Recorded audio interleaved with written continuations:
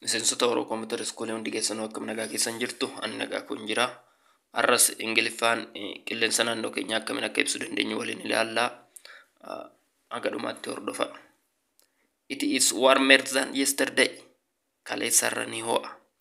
It is cooler than yesterday. Kaleessarra ni qorra. It is the worst day. Hundumarra guyyaa jibbisiisaadha. It is the worst day.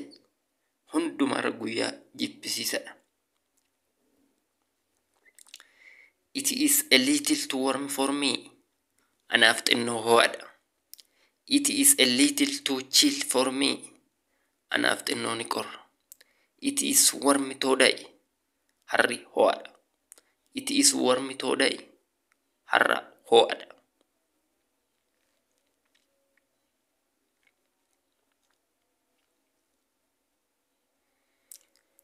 It is damp today. Harri jiidhaadha. It is cool today.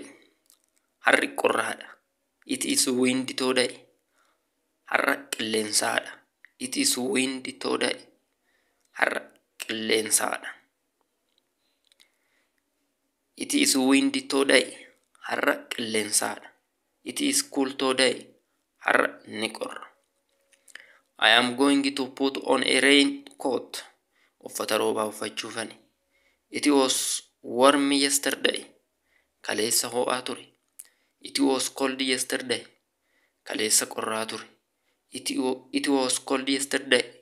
Kaleessa dillalla'aa ture. Oromoo Kompiitara Iskoolee subscribe, like, share gochuudhaan hordofaa.